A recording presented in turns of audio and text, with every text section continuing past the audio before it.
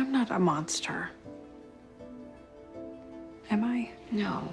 Another Riverdale fan favorite joins the farm as Archie steps into the ring once again. Let's break down Riverdale Season 3, Episode 18 and find out just what happened.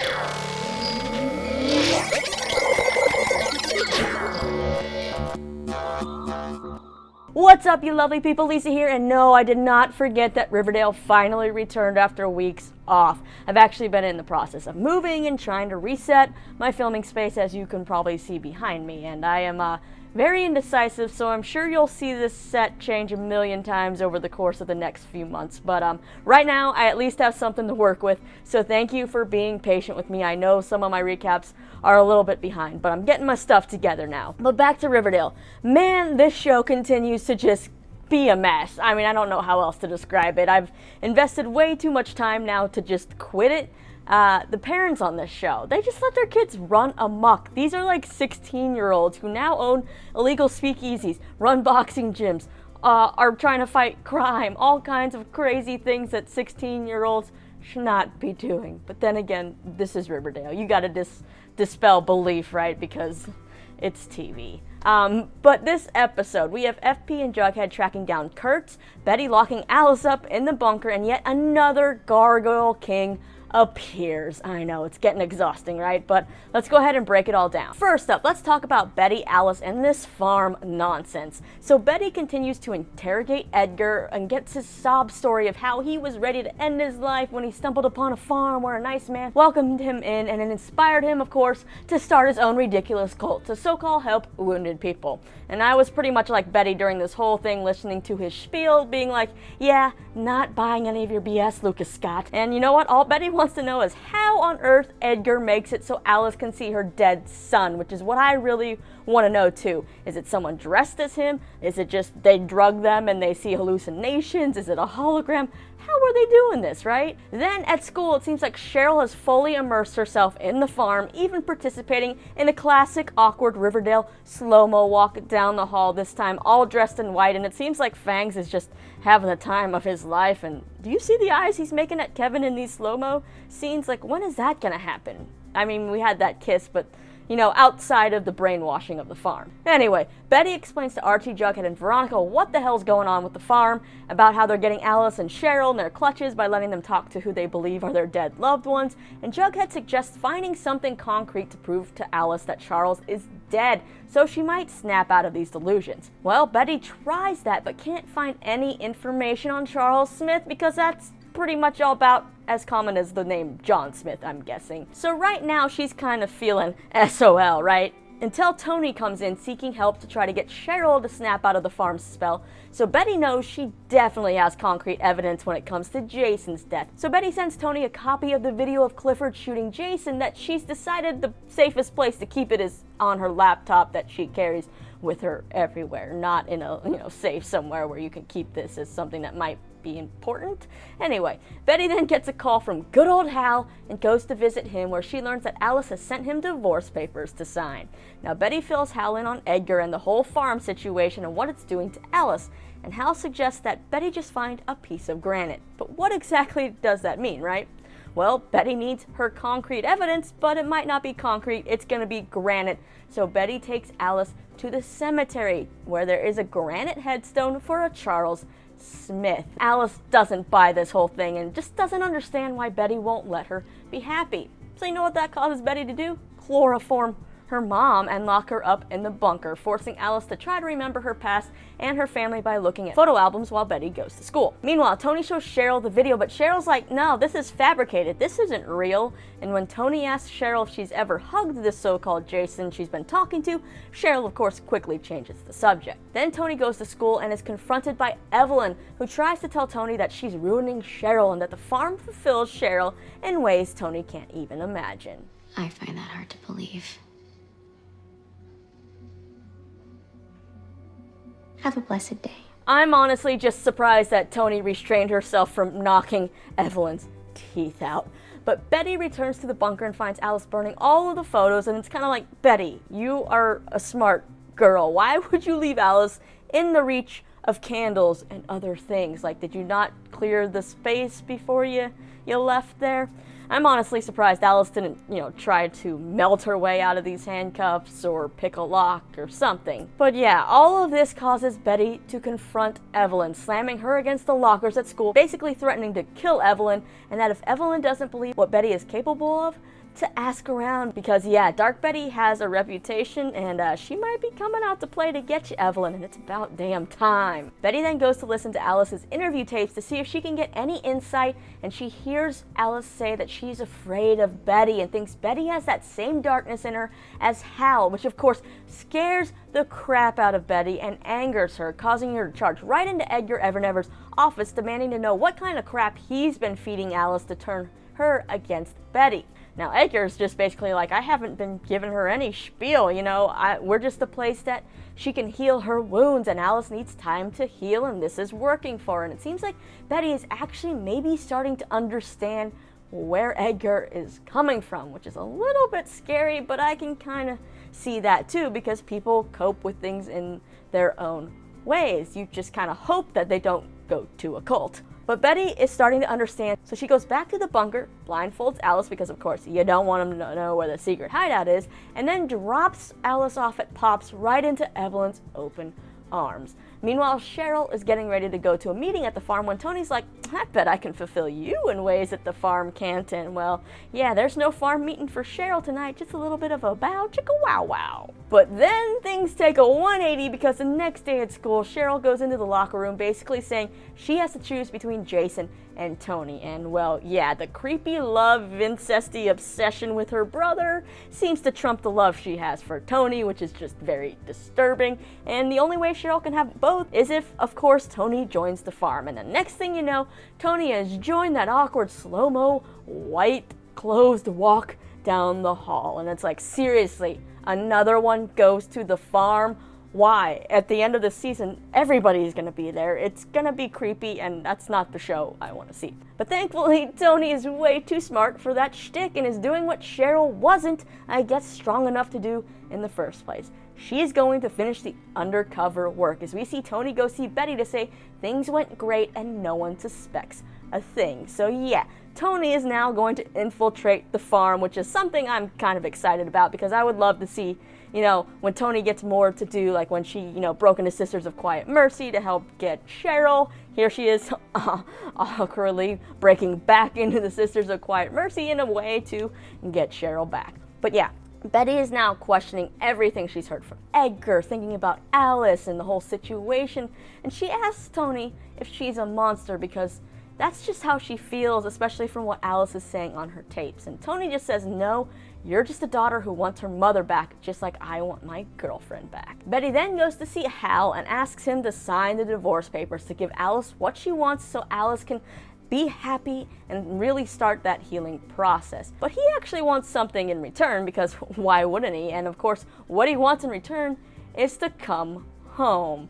That's gonna be interesting, right? So yeah, that's where we leave off with the ridiculous farm Cooper family drama. Let's just hope that Tony is strong enough to not fall for the farm spiel and not, find some dead relative that she hasn't made peace with, sitting in a room that they've got ready for her. But now on to the rest of our Riverdale drama. So Jughead and FP are trying to figure out if the murder of Baby Teeth is from the Gargoyle King or a copycat, and they kind of figure out it's the real Gargoyle King, since this murder is more brutal than the others. And even Dr. Curdle Jr. says that a monster or somebody did this to Baby Teeth, because Baby Teeth didn't die in the way that the others did.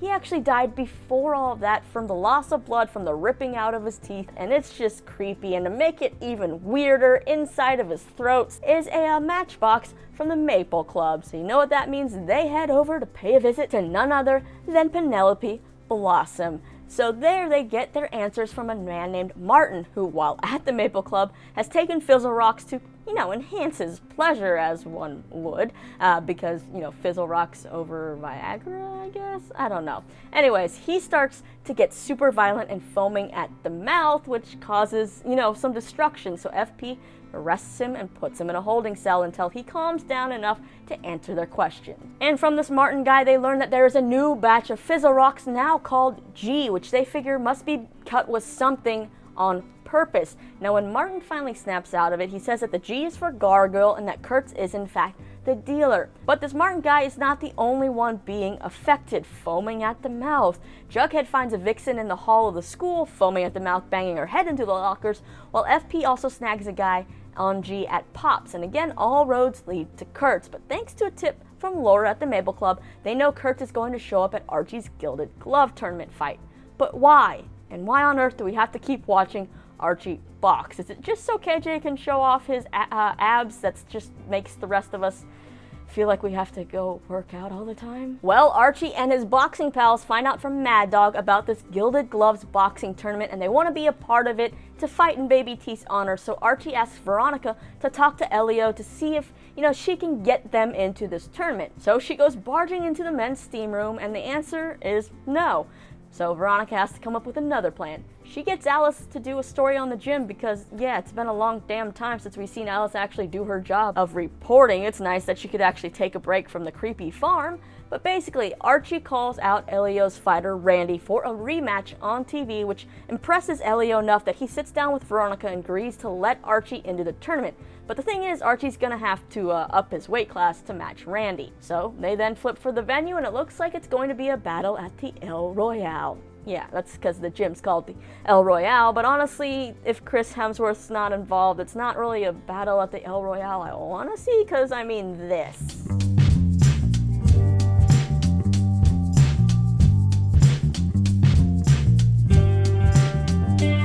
But for now, we gotta settle for Archie. So he starts eating all the Pops menu to up his weight class, and he does, in fact, make it. But Mad Dog warns Archie that Randy's been taking some kind of new powder that Elio has been giving him that's making Randy basically turn super strong and not act like himself, and we kind of connect that to being the Fizzle Rocks and the G. So to even the playing field, Mad Dog does give Archie some, but Archie, he's like, nah, I'm not gonna take that, which is probably the smartest thing that Archie's done this entire show, or at least in the past 5 episodes. But the fact that G is being fed to these fighters, it makes sense as to why Kurtz would show up to these fights to sell to all these yuppies who want to make their fighters the best possible. So there in the alley outside of the fight, Kurtz gets busted by FP and Jughead, and Kurtz doesn't seem fazed by this whole thing and just kind of gives this creepy smile like, yeah, you got me, but you don't really got me. And did his smile kind of make him look or remind anybody else besides me of KJ Apa and the weird French type smiles he does with his closed mouth? Well, at the fight, Archie is wearing his brand spanking new trunks and robe courtesy of Veronica, because there's a little bit of eye contact there that these two are like, we're just friends now. But yeah, Archie feelings have never died. And Josie's kind of sitting there like, you gave him these new trunks? You better back off my man. But before the match starts, Elio, of course, pumps Randy full of G-laced water, and Randy begins to wail on Archie, and it seems like once again, Archie's just gonna get his ass kicked. But Archie realizes that Randy, there's nothing behind those eyes. He's been taken over by this drug, so he tells Tom, and Tom just gives Archie some advice that in the next round, you gotta go for the knockout. Get that golden shot and just take him out, because if he's drugged, Randy's gotta be getting tired and having one hell of like a hangover. And well, what do you know? Once again, Archie is able to pull out the right cross or whatever boxing move it is. I'm not into boxing, but you know what I mean. And flatten out Randy. KO, man. And you can bet that Elio is pissed. But Archie sees that Randy is not moving off the ground and is foaming at the mouth even more, so he runs over and tells them to all call 911. We then go to FP and Jughead questioning Kurtz, where we find out that now the quests have moved on from hunting Archie and killing the Red Paladin to hunting down the Hellcaster and his family for one final game. And you know what that means. The Gargoyle King is now after Jughead and his family, and Jughead's going to have to save the little princess who has been summoned by the king, meaning Jellybean, who we've seen throughout this episode playing G&G with none other than that little annoying little child, Ricky, who leads her into the forest to meet the Gargoyle King. And then, of course, the episode ends. And well, those are the main events of this episode of Riverdale. And right now, honestly, it just feels like the same thing over and over and over all season long. I mean, Archie is fighting in different ways, getting his ass kicked, having girl problems, doesn't know who to go with. We have the Gargoyle King after Gargoyle King after Gargoyle King. It's just the same kind of recycled plot too many times. I guess, you know, we saw that last season or whatever with the Black Hood and how many different Black Hoods there were and red herrings and all of this, and it's just, at a point you gotta learn a new trick, you know what I'm saying? And acting wise, I feel like the only person who's really getting any kind of material to sink their teeth into to show off some acting chops is Lily Reinhardt. I think she's doing great with Betty. We've seen Betty take some turns, you know. We got the dark Betty in this episode, then we got the compassionate Betty, and then the sad Betty. So I think she's doing a great job. But this show, I mean, now we have the Jones family at stake, and with theories running around, it makes me wonder if this is all maybe part of Gladys's plot to take over Riverdale. She's just using her own kid, Jellybean, as a pawn or bait, which is kind of messed up, but we already know that the parents in this damn town, except for Fred and possibly some of FP, depending on what time you get them, they don't care what they do to their kids. I mean, look at Hiram and Hermione. Yeah, so would that be the way to get Jughead where it hurts, you know? Jughead and Gladys are at odds. We know that Jughead loves his sister, and that's the way to really get to him. So is this Gladys's, you know, ace up her sleeve? Is there another Gargoyle King? Is it Edgar? That doesn't quite make sense, because does he even really care about Jughead? Well, actually, if you think about it, if he's really trying to get to Betty, then you go for Jughead and his family, right? So there's still a lot of possibilities, I think, of who this Gargoyle King could be. If it's not one of these, like, main people, then it's just another, just like, oh, really, Tallboy's the Gargoyle King. So-and-so's the Black... You know, it's just like, what? What are we doing here, guys? Part of me just wants season 3... we're in season 3. Part of me just wants season 4 to turn this show from the dark noir thing that they've obviously tried to do for 3 seasons and just turn it into a kind of classic high school drama, you know? Maybe a little darkness here and there, but I think they've kind of exhausted this genre. And that could just be me. It could be an unpopular opinion. I don't know. You may be loving it. But right now, I personally am exhausted. So I'm going to watch the promo for the next episode. If we play, we can get Jellybean back. Let the battle begin. He's setting me up to take the fall. Hands up, both of you! He wants us to commit a robbery. Everybody on the ground right now! And we'll kill you right here. There will be a reckoning. Now do you see why I need to get out of this town? And it is about damn time someone finally said what Josie did. If I were her, I'd say, screw it, I'm gonna get my GED, because we obviously on this show don't really go to school to learn anyway. We just have club meetings and dance around the hallway and sit in the student lounge. So she should get her GED, move to New York to become a star, and of course be in the spinoff for Katie Keene. If that show gets picked up, that's where she will be going. But yeah, we don't have a ton of episodes left this season. I think there's maybe a total of 22, so a handful or so left. So hopefully we will get a conclusion to this hot mess of twisted storylines. And yeah, like I said, I vote for next season to maybe tone things down a little bit. No more cults, maybe. Yeah, but now I want to hear from you. What were your favorite parts of this episode, least favorite parts? Who do you think this now real Gargoyle King is? And yeah, what's Edgar up to? How are they going to save Alice and Cheryl and everybody from the farm? Sound off down in the comments. Let me know all your thoughts and theories. And yeah, you can check out more of my videos right over here. I got interviews, recaps, all kinds of fun stuff. I promise I'll get back on my schedule once I finish the rest of my move. And yeah, don't forget to hit that subscribe if you haven't already. I'm Lisa. Thanks for hanging out with me and being patient with me. I'll see you again next time.